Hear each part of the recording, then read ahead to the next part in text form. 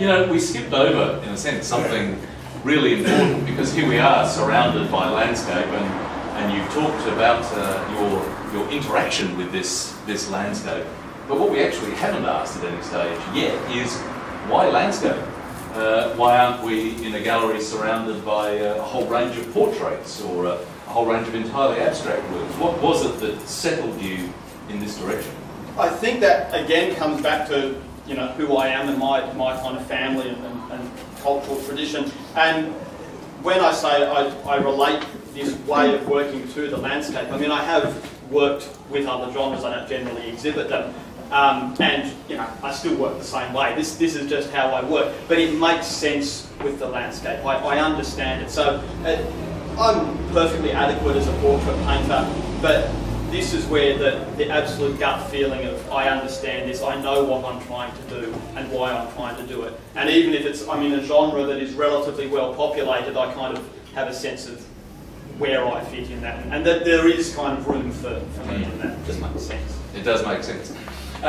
It's interesting, one of the strongest memories I have of Tim at work, in fact, was not the most recent trip, the Flinders trip, but a trip to the Larapinta area west of Alice Springs a year or more ago.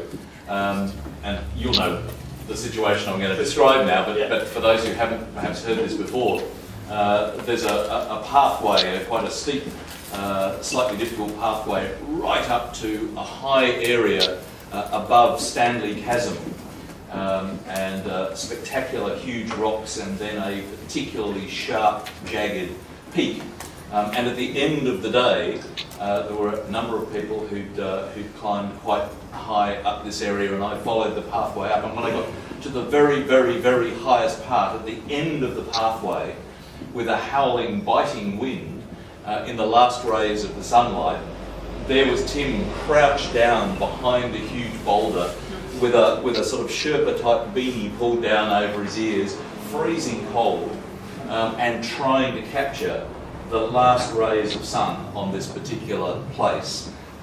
Can you continue the story and tell us, because you were frantic, speaking about anxiety, it was amazing. But it's that same thing. I was so fully happy and in the moment then. Like that, at that moment, and I think on that trip, it was maybe about the second or third day of the trip. I'd had 4 or 5 sort of works before then, and first, right away on that trip, there was a sense of, this is fantastic. This is just a great bunch of people, great environment, great way to do work.